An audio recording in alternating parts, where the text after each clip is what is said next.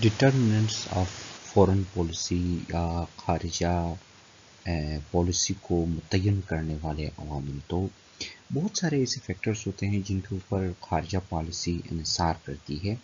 اگر ہم ان کو سمجھنے کی کوشش کریں یا ہم اکیڈمک پرپس سے اگر ان کو ڈیوائڈ کریں تو دو مین فیکٹرز ہوتے ہیں، ایک انٹرنل ایک ایکسٹرنل۔ تو آج کے اس کلپ میں ہم انٹرنل فیکٹرز پہ بات کریں گے، نیکسٹ کلپ میں پھر ہم ایکسٹرنل فیکٹرز پہ بات کریں گے۔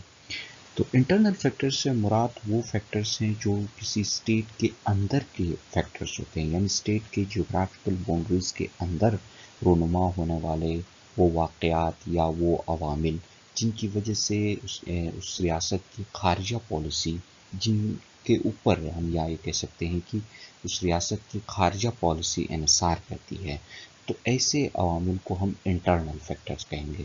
پھر ایکسٹرنل فیکٹر وہ ہوں گے جو ریاست کے باؤنڈریوں سے باہر کے عوامل ہیں جن کے اوپر خارجہ پالیسی انحصار کرتی ہو، تو وہ ایکسٹرنل فیکٹرز کہلائیں گے۔ انٹرنل فیکٹر میں سب سے پہلے سائز ہے، اوبیسلی ریاست کی سائز، یعنی ریاست کی جغرافی ہو، ریاست کی پاپولیشن ہو، یہ بھی اس ریاست کی خارجہ پالیسی کے اوپر بہت زیادہ اثر کرتے ہیں۔ اگر کسی ریاست کی جغرافی بہت بڑی ہو اور اس کی پاپولیشن بہت زیادہ ہو تو وہ خارجہ پالیسی کے اندر ایک ڈومیننٹ سی، یعنی گلوبل پالیٹکس کے اندر ایک ڈومیننٹ سی سٹیٹس رکھ سکتی ہے، اپنا جو ہے نا وزن ہیوی رکھ سکتی ہے۔ جبکہ اگر ریاست کی جغرافیکل ٹیریٹری کم ہو یا پھر اس کی پاپولیشن کم ہو تو پھر اس کا اتنا زیادہ انفلوئنس نہیں ہوتا ہے۔ بہرحال یہ بات چند ریاستوں کے اوپر اطلاق نہیں بھی ہوتا ہے، مثال کے طور پہ جو مڈل ایسٹ کی ریاستیں ہیں ان کی ٹیریٹری بھی بہت کم ہے اور پاپولیشن بھی کم ہے، لیکن ان کا گلوبل پولیٹکس کے اندر آواز کافی منظم بن جاتی ہے۔ اس کی وجہ یہ ہے کہ وہ فل آف نیچرل ریسورسز ہیں۔ اس کے علاوہ اگر ہم دیکھیں تو اسرائیل مڈل ایسٹ کے اندر ایک بہت ہی چھوٹی سی اسٹیٹ ہے، لیکن اس کی انفلوئنس گلوبل پولیٹکس میں بہت زیادہ ہے کیونکہ اس کے ٹیکنالوجیکل ڈیولپمنٹ کی وجہ سے۔ تو سم ٹائمز جو ہے نا یہ سائز کا اتنا انفلوئنس ان جگہوں سے نظر نہیں آتا ہے، لیکن پھر بھی کوئی آئی آر کا اسٹوڈنٹ سائز کو ایز اے فیکٹر اگنور نہیں کر سکتا۔ سائز، اس کی جغرافیکل سائز اور اس کی پاپولیشن بہت حد تک اس کے کسی بھی ریاست کی فورن پالیسی کے اوپر اثر انداز ہوتے ہیں۔ پھر اس کے بعد جو دوسرا فیکٹر ہے وہ جیوگرافی ہے۔ جیوگرافی کے اندر جو ہے نا اس ریاست کے زمین کی فرٹیلٹی ہے، کلائمیٹ ہے، پھر اس کا لوکیشن، یہ بہت زیادہ اثر کرتے ہیں۔ مثال کے طور پہ اگر کوئی ریاست لینڈ لاک ہو اور وہ نیشن جو ہے نا کسی ٹراپیکل نیشن ہو یا پھر اس کے بارڈر میں کوئی سپر پاور موجود ہو تو پھر وہ ایک self sufficiency independency foreign policy adopt نہیں کر سکتے ہیں، کیونکہ اگر لیٹ سپوز لینڈ لاک ہو تو اسے وارم واٹرز تک ایکسیس کے لیے کسی اور ریاست کے اوپر ڈیپینڈنٹ ہونا پڑتا ہے، جس کی وجہ سے جو ہے نا اسے اپنی فورن پالیسی ڈیزائن کرتے ہوئے اس ریاست کا بھی خیال رکھنا پڑتا ہے جس کے تھرو اسے وارم واٹرز تک ایکسیس ہو جائے۔ یا پھر اگر کوئی اسٹیٹ اگر کسی سپر پاور کی ہمسائیگی میں ہے تو اسے اپنی خارجہ پالیسی متعین کرتے ہوئے اس سپر پاور کے اگینسٹ میں جانا مشکل ہوتا ہے۔ یہ جو سپر پاور کے نائبرہڈ کا یہ جو ایشو ہے آج کل کافی حد تک کم ہو گیا ہے، اس کی وجہ یہ ہے کہ اس کی وجہ یہ نہیں کہ سپر پاور کا انفلوئنس نہیں ہوگا، بلکہ اس کی وجہ یہ ہے کہ آج کل ٹیکنالوجی کے ڈیولپمنٹ کے بعد جو دنیا میں راستے ہیں وہ بہت مختصر ہو گئے ہیں، ٹریڈ روٹس جو ہے نا بہت ڈیولپ یا فاسٹ ٹرانسپورٹیشن سسٹم کی وجہ سے، تو اس وجہ سے جو ہے نا اس کا اتنا ہم یہ نہیں کہہ سکتے آپ ایزلی ایک ریاست چاہے دوسرے ریاست سے کتنی بھی دور ہو اس کے لیے سم ٹائمز باعث خطرہ بھی بن سکتی ہے ماڈرن وار فیئر کے ٹیکنیکس کی وجہ سے۔ تو اس وجہ سے سپر پاور کی جسٹ نائبرہڈ میں ہونے کی وجہ سے اس کی فورن پالیسی پہ اثر ہونے والی بات اتنی زیادہ اہم نہیں ہو گئی ہے۔ پھر اس کے بعد جو ہے نا کلچر اور ہسٹری، یہ بھی بہت زیادہ اثر کرتے ہیں. یعنی اگر دو اسٹیٹس کی کلچر ہوموجینس ہو اور ہسٹری میں ان کے درمیان ریلیشنز اچھے رہے ہوں تو ان کے درمیان ریلیشنز ایزلی اچھے ہو جاتے ہیں. مثال کے طور پہ پاکستان اور ٹرکی کے درمیان، اب پاکستان اور ٹرکی کے درمیان ہسٹری سے یعنی شروع سے تعلقات اچھے رہے ہیں تو اب ایزلی ایک اچھی ریلیشن ڈیولپ کی جا سکتی ہے. اور پاکستان اور انڈیا کی اگر آپ دیکھیں تو تاریخ سے بہت سارے تلخ یادیں وابستہ ہیں جس کی وجہ سے فیوچر فورن پالیسی ڈیزائن کرتے ہوئے بھی مشکلات پیدا ہوتے ہیں. اس کے بعد پھر جو فیکٹر ہے وہ اکنامک ڈیولپمنٹ ہے. اب اگر کوئی اسٹیٹ اکنامکلی ڈیولپ ہو تو وہ ایک انفلوئنشل سی فورن پالیسی ڈیزائن کرے گی، جبکہ اگر کوئی اسٹیٹ اکنامکلی ڈیولپ نہ ہو تو اس کی فورن پالیسی اتنی زیادہ انفلوئنشل نہیں ہوگی. مثال کے طور پہ اگر ایک اسٹیٹ ڈیولپ ہے تو وہ ایزلی دوسرے اسٹیٹس کو اپنی طرف سے ایڈس دے سکتی ہے، امداد دے سکتی ہے، لون دے سکتی ہے، یا پھر اپنا ٹیکنالوجی جو ہے نا پرووائڈ کر سکتی ہے. یوں اس طرح سے وہ دوسرے اسٹیٹس کو اپنے متی کر سکتی ہے، ان کو ٹیم کر سکتی ہے اور اس طرح سے ان کے اوپر اپنا فورن اثر بہت زیادہ رکھ سکتی ہے. جبکہ اگر کوئی اسٹیٹ اکنامکل ڈیولپ نہ ہو اور وہ ڈپینڈنٹ ہو کسی اور اسٹیٹ کے اوپر تو وہ اتنی فعال سی اتنی ایک ایکٹیو سی فورن پالیسی نہیں رکھ سکتی. اس کے بعد ٹیکنالوجی کا بھی اثر ہوتا ہے. ٹیکنالوجی کا اگرچہ کوئی ڈائریکٹ اثر تو نہیں ہوتا ہے بلکہ ٹیکنالوجی انڈائریکٹلی افیکٹ کرتی ہے ڈفرینٹ طریقوں سے. ٹیکنالوجی کے ٹرانسفر کے ذریعے یا پھر اور طریقے سے ٹیکنالوجی انڈائریکٹلی دوسرے فیکٹرز کو جو ہے نا جو ہے نا اثر انداز کرتی ہے، جیسے اکنامک ڈیولپمنٹ کو، ان چیزوں کو. اس وجہ سے جو ہے نا ٹیکنالوجی کا بھی فورن پالیسی کے اوپر اثر ہوتا ہے. یعنی ایک ہائی ٹیکنالوجیکل ڈیولپ اسٹیٹ ایک منظم سی ایک ہیوی سی فورن پالیسی بنا سکتی ہے. اس کے بعد پھر نیشنل کیپیسٹی، یہ بھی ایک بہت بڑا فیکٹر ہے. نیشنل کیپیسٹی سے مراد یہ ہے کہ اس اسٹیٹ کے پاس کتنا پاور موجود ہے، یعنی اس کی ملٹری پریپیئرڈنس کتنی ہے، ٹیکنالوجیکل ایڈوانسمنٹ کتنی ہے، اکنامک ڈیولپمنٹ کتنی ہے. تو یہ بہت زیادہ اثر کرتی ہے فورن پالیسی کے اوپر.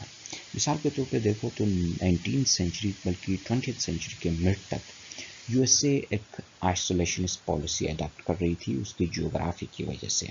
لیکن اب جو ہے نا جیوگرافی کا اثر جو آئسولیشن جیوگرافیکلی آئسولیٹ ہونا اتنا نہیں بن گیا. تو نیشنل کیپیسٹی کے بیس پر ہم دیکھیں تو مڈ 20 سینچری کے بعد یو ایس اے میں tremendous development, tremendous growth record ہو گیا. اس کی وجہ سے یو ایس اے نے گلوبلی ڈفرینٹ اسٹیٹس کے اندر اپنا انفلوئنس بڑھا دیا. جبکہ اسی سیکنڈ ورلڈ وار کے بعد اگر ہم یو کے کی فورن پالیسی دیکھیں تو یو کے اپنے آپ کو آئسولیٹڈ کرتا گیا.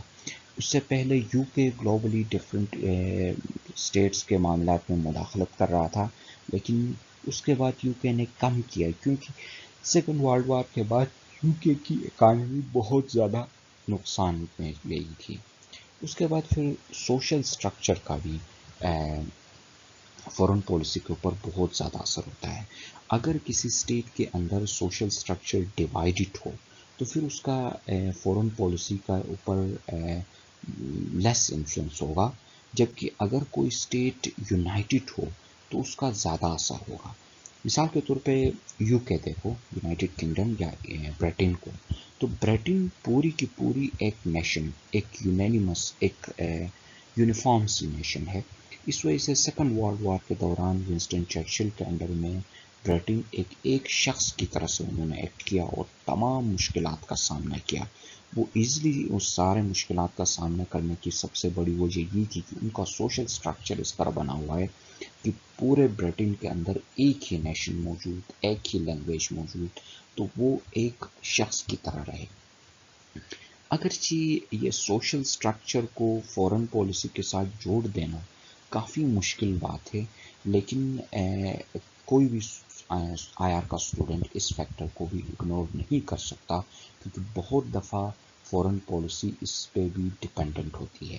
پھر پبلک موڈ اگرچہ جو کامن سی ایک بلیف ہے یہ کہ پبلک موڈ فورن پالیسی کو گائیڈ نہیں کرتی ہے، بلکہ پبلک موڈ فورن پالیسی پہ گائیڈ ہوتی ہے، لیکن ایسا بھی نہیں کہہ سکتے۔ بہت دفعہ پبلک موڈ کا بہت زیادہ اثر ہوتا ہے، یعنی اگر ایک اسٹیٹ کے اندر لوگ کسی دوسرے اسٹیٹ کو ایکسیپٹ کرنے کے لیے تیار ہی نہ ہو تو وہ اسٹیٹ اپنی فورن پالیسی بناتے ہوئے اس اسٹیٹ سے ہچکچا جائے۔ فار ایگزامپل دیکھو، اسٹیٹ اے کے لوگ اسٹیٹ بی کو کسی بھی صورت ایکسیپٹ کرنے کے لیے تیار نہ ہو، تو اب اسٹیٹ اے اپنی فورن پالیسی بناتے ہوئے اسٹیٹ بی کو ایزلی اپنا ایک فرینڈ نہیں بنا پائے گا۔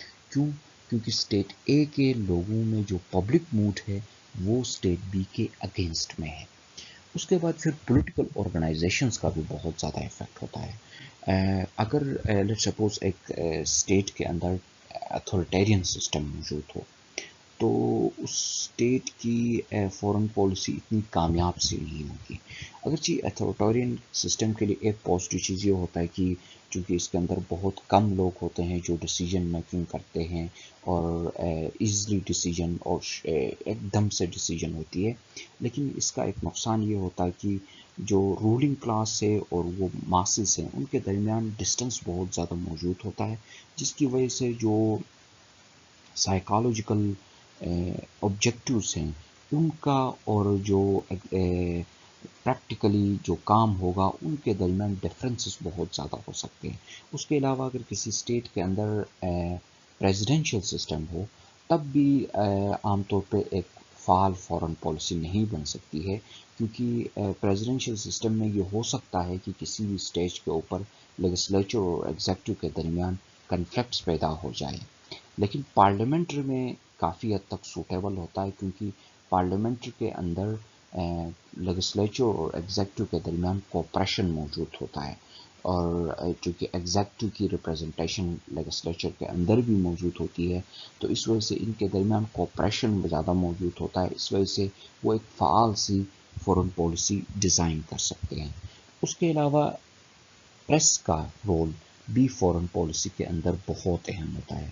یہ پریس ہی ہے جو لوگوں کی پبلک موڈ بنا دیتی ہے، اور پبلک موڈ کا جیسا کہ ہم نے پہلے بھی بتایا کہ فورن پالیسی کے اوپر اثر ہوتا ہے، تو یہ پبلک موڈ بنانے میں پریس کا بہت اہم رول ہوتا ہے، تو یوں پریس بھی فورن پالیسی کے اوپر افیکٹ کرتی ہے۔ اس کے علاوہ پولیٹیکل اکاؤنٹیبلٹی، اس کا بھی اگرچہ اتنا ڈائریکٹ انفلوئنس نہیں ہوتا ہے لیکن پھر بھی اس کا انفلوئنس موجود ہوتا ہے۔ جہاں پولیٹیکل اکاؤنٹیبلٹی موجود ہو تو وہ اسٹیٹ فورن پالیسی بناتے ہوئے جو لوگوں کی سائیکالوجیکل موٹیوز ہیں ان سے وائلیٹ نہیں کر سکتی، ان کو وائلیٹ نہیں کر سکتی۔ آخر میں یہ جو لیڈرشپ جو فیکٹر ہے، یہ leadership factor usually third world کے اندر بہت زیادہ ڈومینیٹ ہوتا ہے، جبکہ فرسٹ ورلڈ کے اندر ایسا نہیں ہوتا ہے۔ تھرڈ ورلڈ کے اندر اگر ایکٹیو لیڈرشپ آئے گی، اچھی فورن پالیسی بنے گی، لیڈرشپ ایکٹیو نہیں ہوگی تو فورن پالیسی ایکٹیو سی نہیں ہو جائے گی۔ تو لیڈرشپ کا تھرڈ ورلڈ کنٹریز کے اندر بہت زیادہ رول ہے، جبکہ جو ماڈرن ڈیموکریٹک فرسٹ ورلڈ ہے وہاں پہ لیڈرشپ انڈیپینڈنٹ ڈیسیجنز اتنے نہیں لے سکتی ہے، اسے لوگوں کو سیٹسفائی کراتے ہوئے چلنا پڑتا ہے، تو وہاں اتنا اہم رول نہیں ہوتا ہے۔ تو انٹرنل فیکٹرز آج ہم نے ڈسکس کر دیے، اس کے علاوہ ایکسٹرنل فیکٹرز بھی ہوتے ہیں، تو ان سارے فیکٹرز کے اوپر فورن پالیسی ڈیپینڈ کرتی ہے۔ فورن پالیسی کسی ایک چیز پہ ڈیپینڈنٹ نہیں ہوتی ہے بلکہ ملٹیپل چیزوں کے اوپر ڈیپینڈنٹ ہوتی ہے۔ Thank you for joining, take care, good bye.